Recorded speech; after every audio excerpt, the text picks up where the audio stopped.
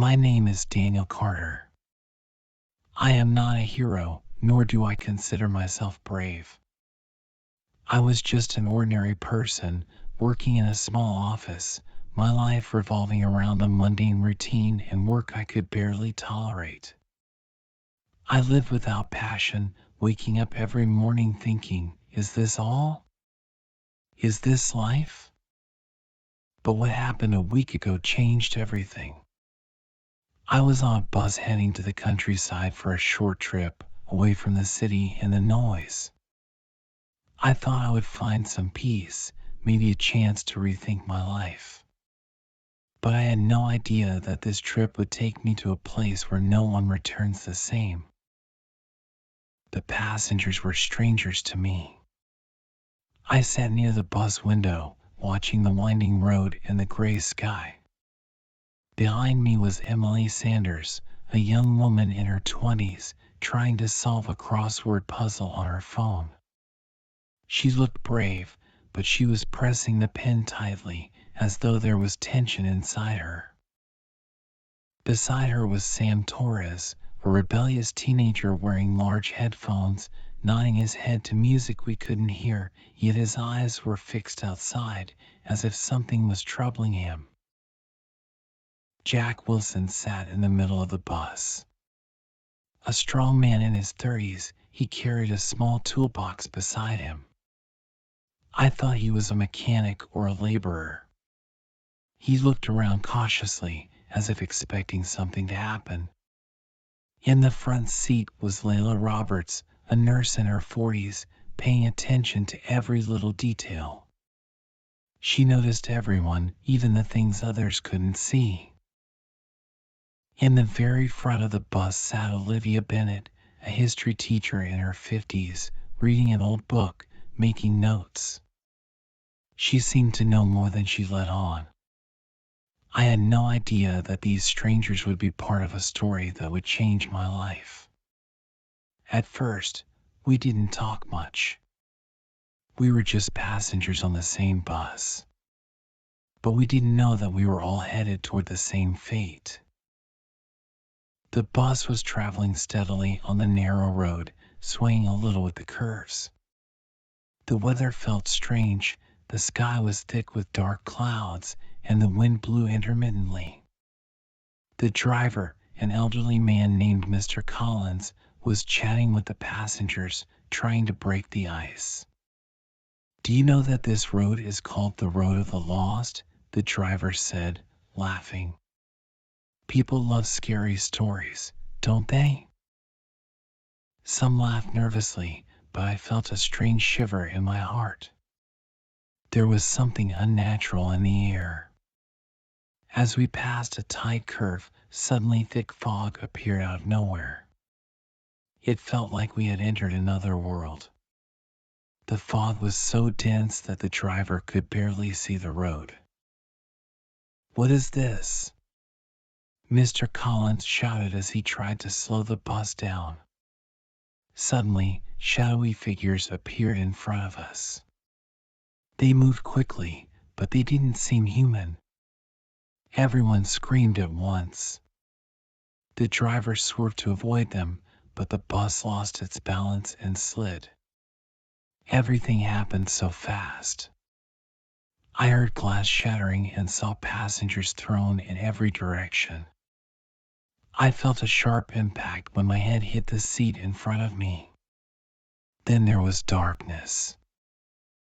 When I opened my eyes, I was on the ground outside the bus, surrounded by debris. The air was unnaturally cold, and fog surrounded everything.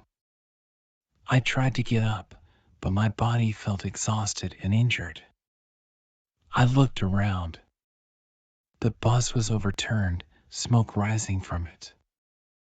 I heard faint sounds, screams, and footsteps dragging through the wreckage. I saw Emily emerging from the bus, her hand trembling, a small wound on her forehead. Is anyone okay?" she asked in a shaky voice. Jack was holding his arm, but he stood firmly. "We're fine, but what about the others?"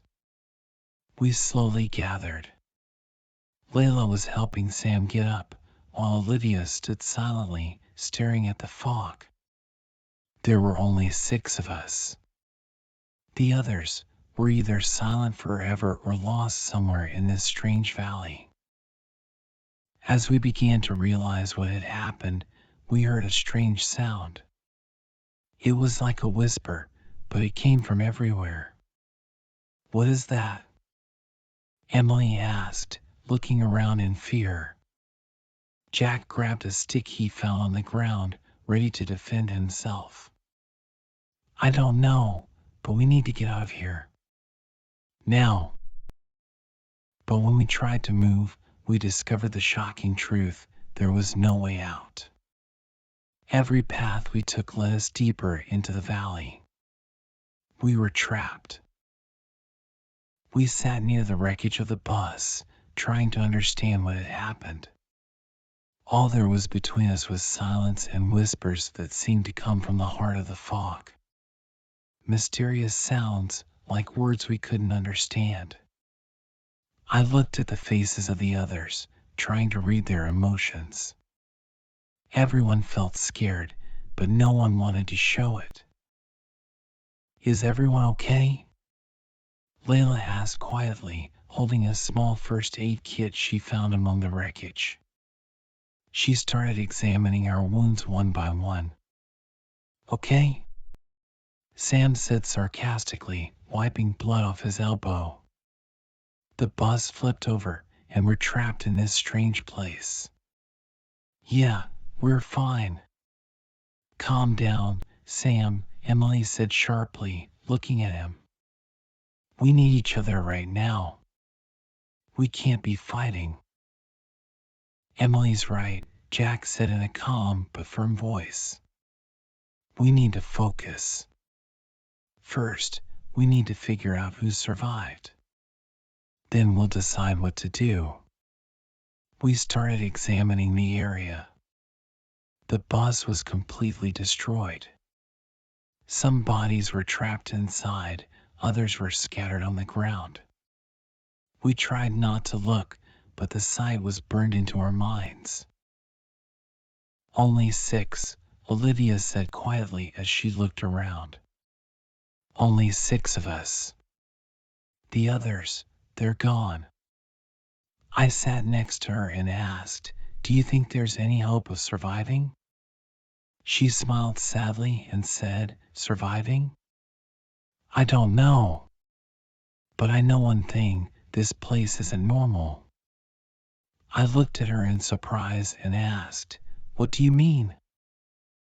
She pointed to the fog. "This isn't just a valley. There's something strange here. The fog, the shadows we saw, everything says we're not in a normal place."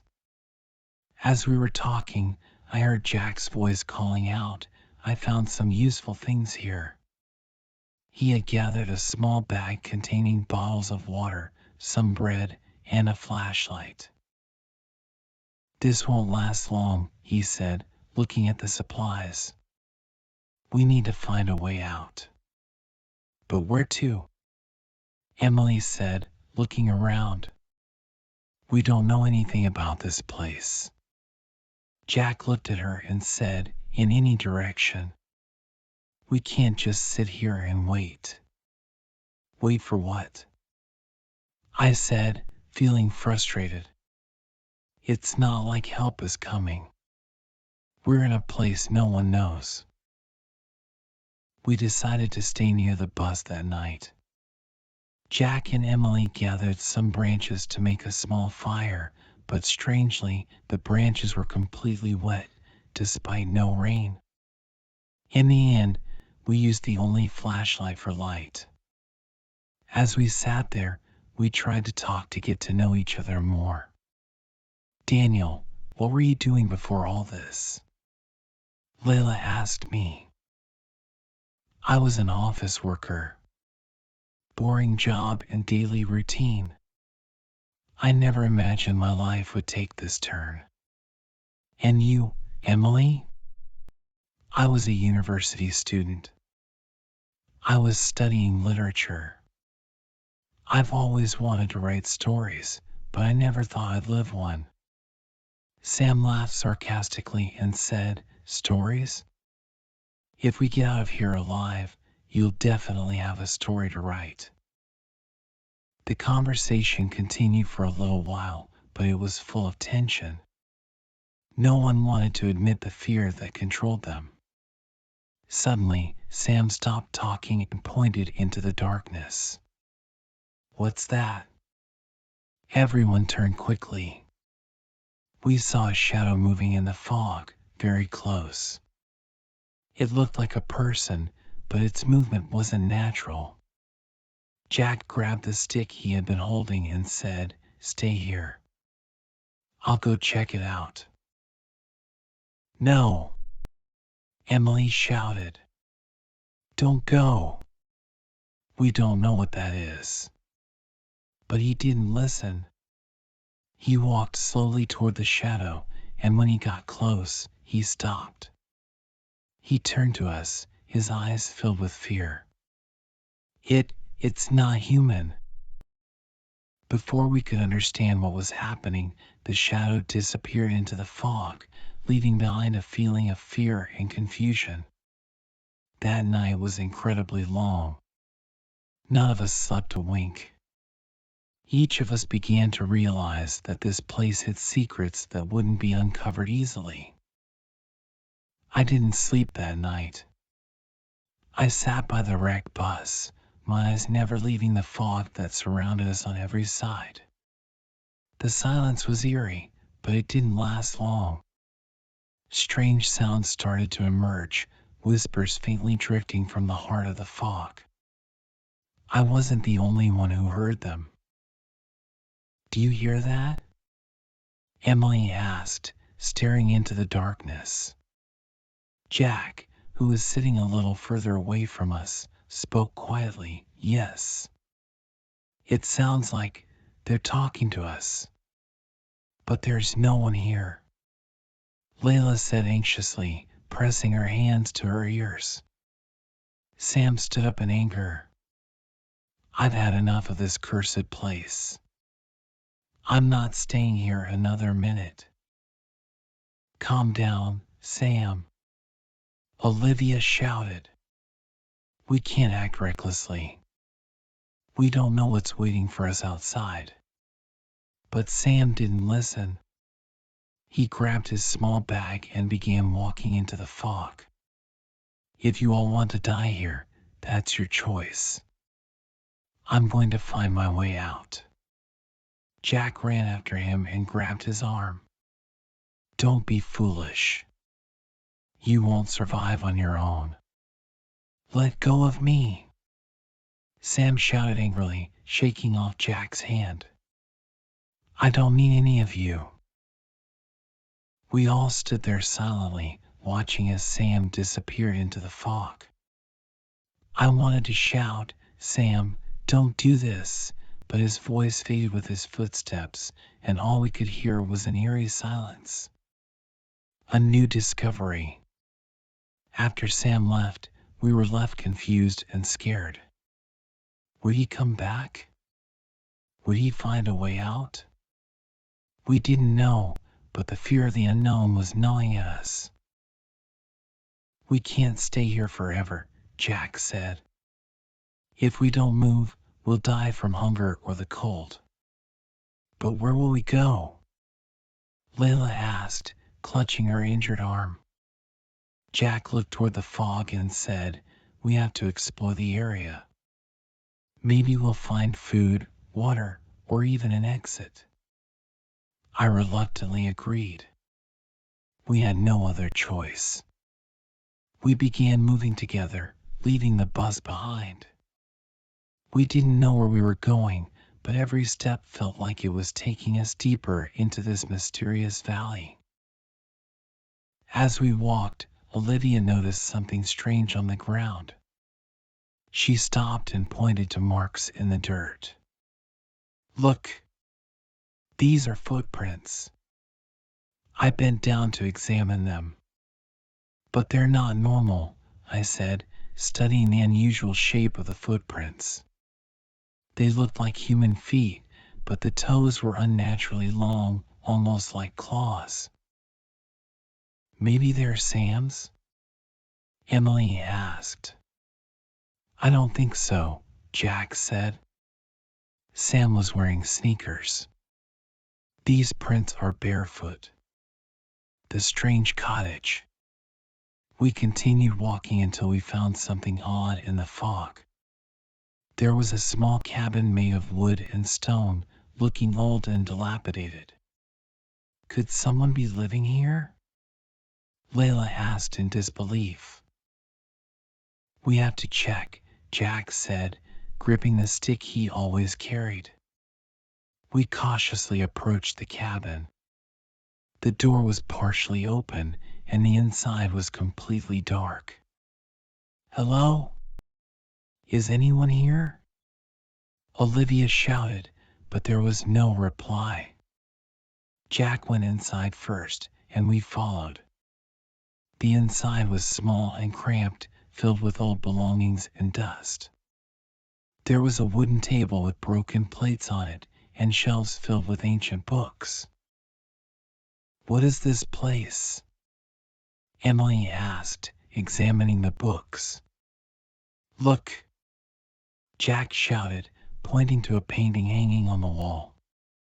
The painting depicted a group of people sitting around a dining table, but their faces were strangely blurred. This is weird, I said, stepping closer to the painting. Who are they?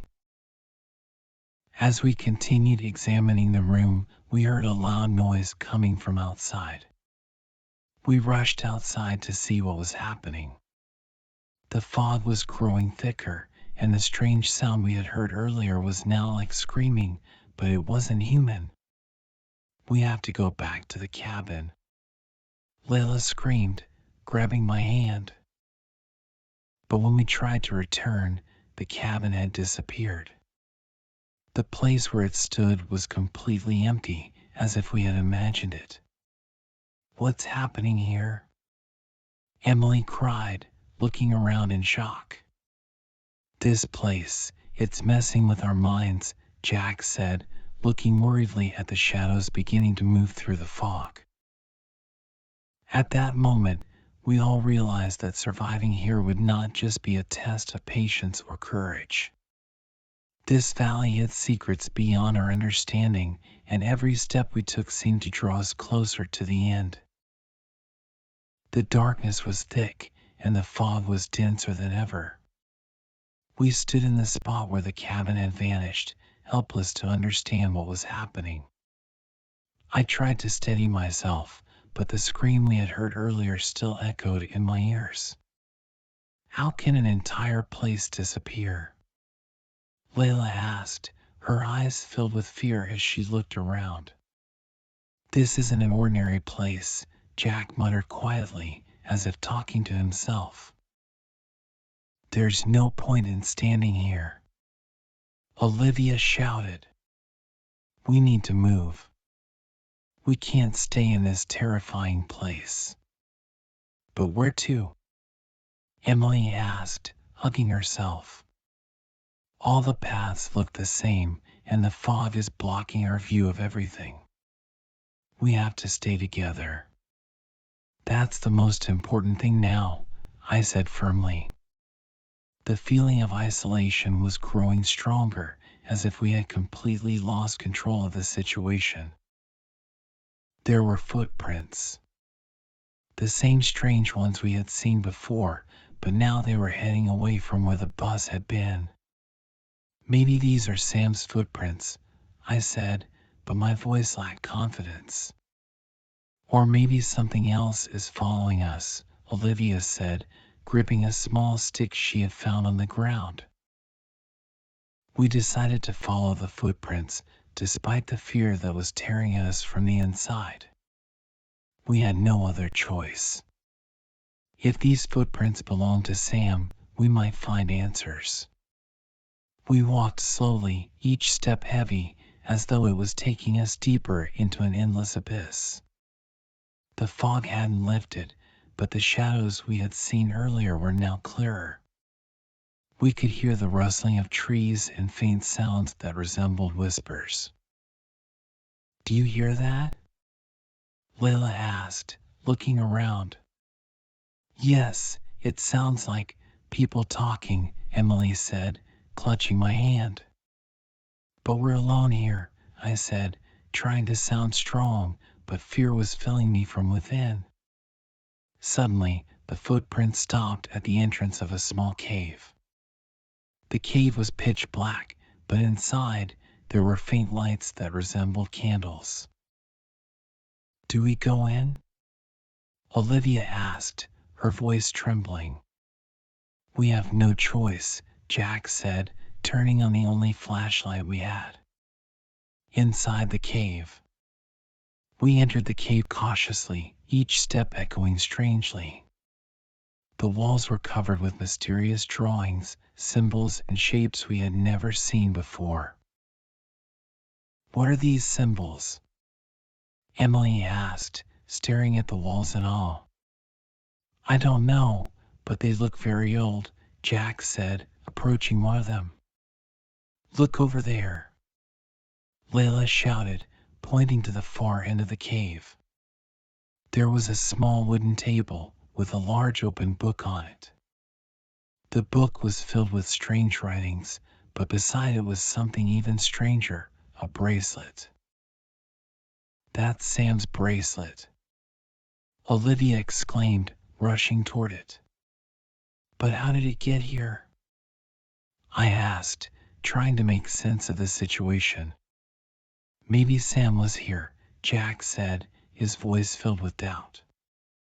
Suddenly, the flashlight went out, and the cave was plunged into darkness. We heard a loud sound, like footsteps getting closer. "What's happening?" Emily screamed, gripping my hand. "Stay calm," Jack whispered, trying to turn the flashlight back on. But before he could, a huge shadow appeared before us. The shape was unclear, but it looked like a giant figure, its eyes glowing red. "Run!" I screamed, grabbing Emily's hand and trying to escape the cave. We all started running in the dark, but the heavy footsteps were closing in on us fast. I didn't know where to go, but all I could think of was getting away from this place at any cost. We barely managed to escape the cave, and the shadows were still chasing us. But when we had run far enough, everything suddenly stopped. The fog returned, but the cave had vanished. We stood, gasping for breath, our eyes wide with fear. "This place isn't natural," Jack said, looking around. "Something is watching us, playing with our minds." In that moment, we all realized that survival wasn't just about escaping the valley. We had to understand this place, face its secrets, or we would be trapped here forever. The morning felt strange. Even though the sun was shining, the fog hadn't fully lifted. It was as though the valley refused to let us see everything clearly. We sat around a small clearing we had found, trying to calm ourselves after the terrifying night in the cave. "What was that thing in the cave?" Emily asked, her voice trembling. "I don't know, but it was real, more real than it should have been," Jack said, lighting a small fire with some sticks he had found. "This valley, it's like it's alive. It moves, disappears, and appears however it pleases," Olivia said, gazing at the fog. "We can't stay here." "We need to find a way out," I said, trying to sound confident. We decided to explore the area further. The fog had started to lift a little, allowing us to see more of the valley. We saw something strange in the distance. It was a tall stone pillar, engraved with symbols similar to those we had seen in the cave. "What's that pillar?" Layla asked, staring at it in awe. Maybe it's a clue or a warning, Jack said cautiously, moving closer. Look! Emily screamed, pointing at the base of the pillar. There was another bracelet, but this time it didn't belong to Sam. It was made of a strange material, resembling gold but much lighter. Do you think this bracelet belongs to one of the other passengers? Olivia asked. Probably, but what does its presence here mean? I wondered. As we tried to make sense of the pillar and the bracelet, the ground beneath our feet started to shake slightly. What's that? Layla screamed as she lost her balance. Get away from the pillar, I shouted, grabbing Emily's hand. Suddenly, the earth split before us, creating a large gap. From inside, strange trees appeared, seeming to pulse with life. Their branches moved slowly, as if searching for something. Run! Jack yelled, pulling Layla away from the moving trees. We began to run in every direction, trying to escape the trees that were moving fast, almost chasing us. The long branches stretched toward us, trying to grab hold. Don't stop! I shouted, trying to keep my footing. Emily was right behind me, her eyes filled with fear. They're chasing us. What do we do? Keep running. Olivia screamed, shielding her head from the flailing branches. After what seemed like hours of running, we found ourselves in front of a small lake surrounded by rocks. The water. Maybe the trees won't follow us here, Jack said, pointing to the lake. We all jumped into the cold water, despite its chilling temperature. The trees stopped at the edge of the lake, as if they feared coming close to the water. We've survived, at least for now, I said, breathing heavily. The mystery deepens. As we sat by the lake, trying to catch our breath, we noticed something strange floating on the water's surface. It was a small wooden box. What now? Layla asked, staring at the box. Open it, Jack said, stepping forward to retrieve it from the water. Jack pulled the box out of the water and opened it carefully. Inside was an old map, but strangely, the map wasn't just of the valley. It pointed to other places, like the cave we had visited, the stone pillar, and even another lake to the north. This map, it's telling us something, I said, examining the details. But what does it mean? Olivia asked. Maybe the valley wants us to reach a certain place, Jack said, his voice filled with concern. Or maybe it's trying to deceive us, Layla said, wrapping a blanket around herself. The message on the map. As we continued to study the map, Emily noticed something written in small handwriting on one edge. It was a short message. Maybe the valley wants us to reach a certain place, Jack said, 6 souls his voice filled with concern. But beware the shadows, maybe it's trying to deceive us, the secret, Layla said, wrapping a blanket around herself. There are only 6 of us on the map, I said, trying to make sense of the message. As we continued to study the map, Emily noticed something written in small handwriting on one edge. Jack said. It was a short message. And how did it get here? Layla asked. Everything in this valley keeps getting stranger, Olivia said. At that moment, we realized time was not on our side. We had to move to understand what this mysterious valley wanted from us before we became part of its terrifying secrets. Where would we go next? Would this map guide us, or was it another trap? We didn't know, but one thing was certain, our journey had become even more mysterious and dangerous. We began our day after a night filled with tangled thoughts and nightmares. We sat by the lake, planning our next move. The map had become our only guide, but it wasn't entirely clear. The first destination seemed to be the northern lake, but getting there wasn't going to be easy. We need to move now.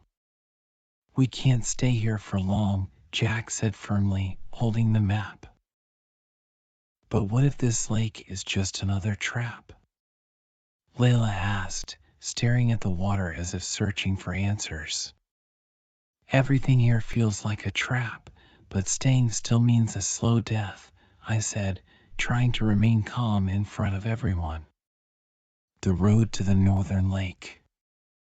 We decided to head north, as the map indicated. The fog hadn't lifted completely, but it had thinned enough to reveal a small path through the trees. This path looks really old, Emily said, looking down at the ground covered in fallen leaves. Doesn't matter how old it is, as long as it leads us to something tangible, Jack said, taking cautious steps forward. As we walked, the shadows began to appear again. They weren't as clear as before, but they seemed to move between the trees, silently watching us. Do you notice that?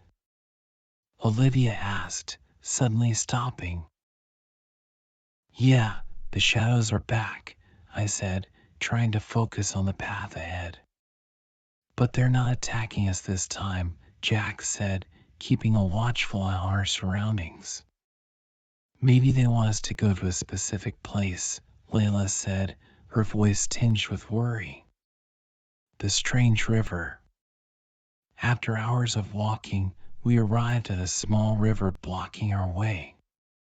The water was clear but moved rapidly, making a sound like whispers. This river isn't natural, Emily said, cautiously approaching it. Definitely not natural. Listen closely, Jack said, tilting his head. We could hear strange whispers coming from the water. The words were unintelligible, but they seemed to be calling our names. This isn't real. It's just another trick of the valley, I said, trying not to get swept away by the sounds. But how do we cross it? Layla asked, looking at the strong current. We need to build a bridge out of the trees, Jack said, beginning to cut some sturdy branches. We all worked together to create the bridge. It took time, but eventually we succeeded in crossing the river. A new mark. When we reached the other shore, we noticed something strange on the ground. There was a mark carved into a large rock, resembling the symbols we had seen in the cave and on the stone pillar. This looks like a new sign, Olivia said, studying the symbol. The map shows we're on the right track. The northern lake isn't far, Jack said. But before we could move, the ground began to tremble again. This time, the vibrations were stronger. It felt like something massive was moving beneath us. We need to run, I shouted, grabbing Emily's hand. Confrontation with the shadows. As we ran, the shadows appeared before us, clearer than ever. They moved quickly, surrounding us on all sides. They're trying to stop us. Layla screamed. Stay together, Jack shouted, trying to keep us all focused. Suddenly, the shadows stopped, and a strange figure appeared in front of us. It was a massive being, its features unclear, but it seemed to be the leader of these shadows. Who are you? And why are we here? Olivia screamed, as if trying to negotiate with the creature. But it didn't respond. Instead, it raised its mysterious hand and pointed toward a lake that suddenly appeared before us. It was small, but it seemed to pulse with life. "Is this the Northern Lake?" Layla asked quietly. "It seems so, but why have they led us here?" Emily asked. At the edge of the lake, we found a large stone with clear English words carved into it. "Your choice here will determine your fate. The water holds the truth, but it may also hold doom." "Do they want us to enter the water?" Olivia asked. "It's a risk, but maybe it's the only way out," I said, gazing at the lake, which seemed to beckon us. "But what if this is a trap?" Jack asked, looking at the water cautiously. "We have no other choice," I said, preparing to take the first step toward the water. We slowly began wading into the lake. The water was unbelievably cold, but it wasn't normal. It felt like we were sinking into another world where sounds and symbols moved around us. "Is everyone okay?" I shouted, trying to keep my head above the water. "I'm fine, but there's something below," Emily screamed. "Keep going. Don't stop," Jack shouted. As we swam toward the center of the lake, the shadows moved around us. But this time, they weren't attacking us. They seemed to be guiding us towards something deep below. End of chapter 6. When we reached the center of the lake, a large circle of light appeared beneath the water. It seemed like a gateway to another world. "Do we enter?" Layla asked, her eyes filled with concern. "We have no choice," I said, diving toward the light. But what awaited us below was far greater than we had imagined, and more mysterious and dangerous than anything we had faced so far. We dove toward the light beneath the water, and the closer we got, the more it felt like we were being pulled forcefully into a new world. As we passed through the gateway, we found ourselves in a completely different place. The land stretched endlessly, filled with a blue sky and trees that resembled crystals. The ground felt soft beneath our feet, as though we were walking on clouds. "Where are we?" Emily asked, looking around in awe. This can't be part of the valley," Jack said, trying to make sense of the scene. "Look over there," Olivia cried, pointing to a distant mountain range. At the top of one of the mountains stood a massive palace, glowing as if made of gold. "Maybe this is the place we've been searching for," I said, gesturing toward the palace. "But how do we get there?" Layla asked. As we tried to understand our next move, a mysterious woman suddenly appeared before us. She was wearing a white cloak, and her long hair shimmered with a faint blue glow. "Meeting the Guardian." "Finally, you've arrived," the woman said, her voice calm yet carrying a strange power. "Who are you? And where are we?" Jack asked cautiously. "I am the Guardian, the one responsible for this place." "You are now in the land of decision," she said, her deep eyes studying us. "Land of decision? What does that mean?" Olivia asked. "This place is the final test.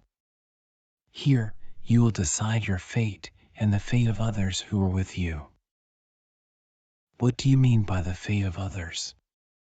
Emily asked, her face filled with worry.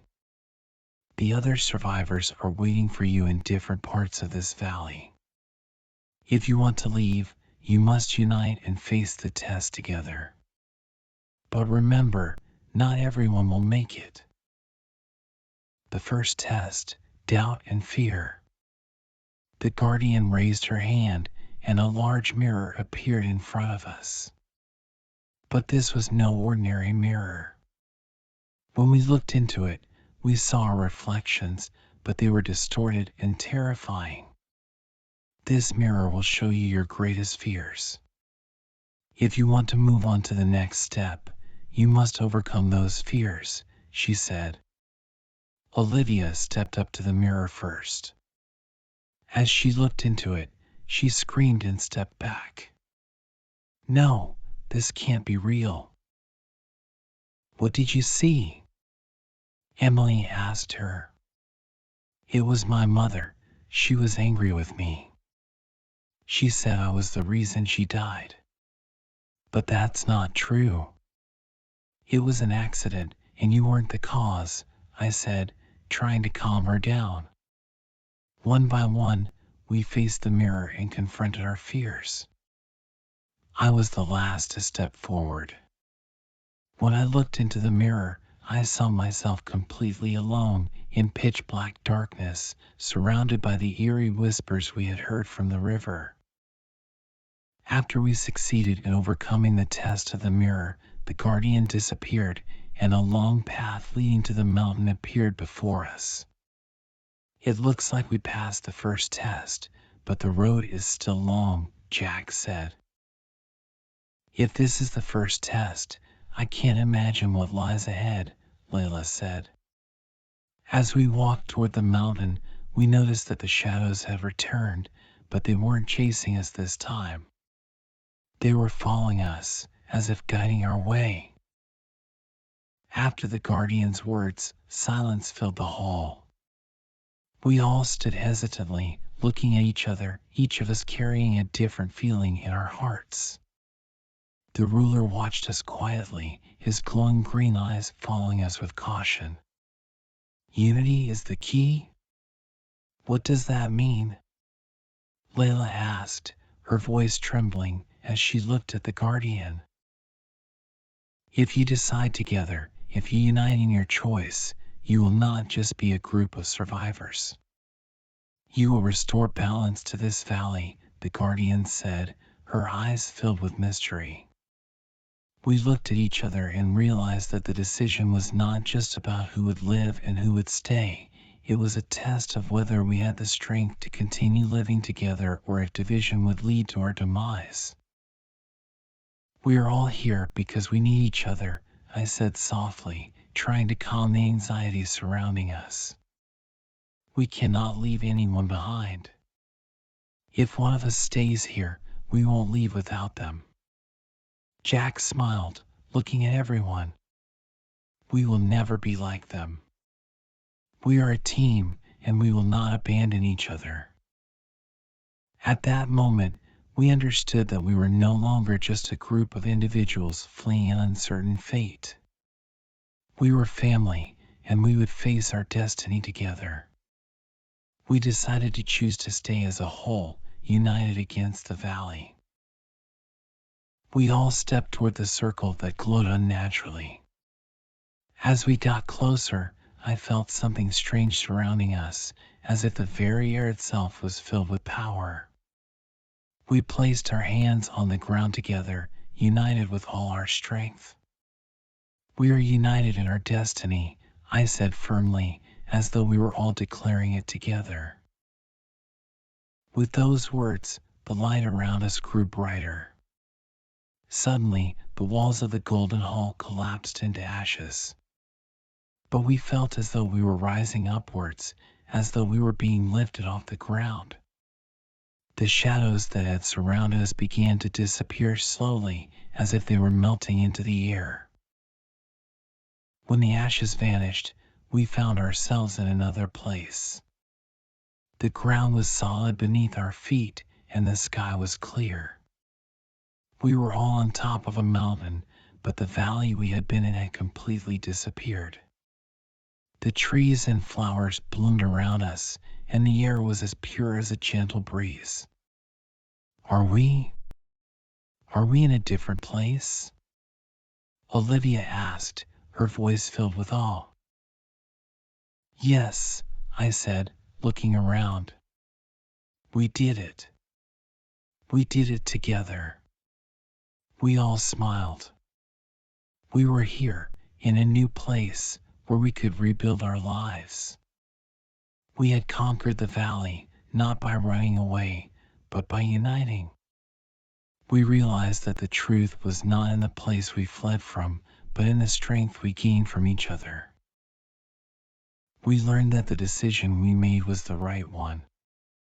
Unity was our key to survival. We were now free, with no fear of the future. The valley was behind us, and life had begun anew. As we walked together in this new place, we had one certainty: the power of friendship and unity was what would ensure our survival, no matter what challenges we might face in the future.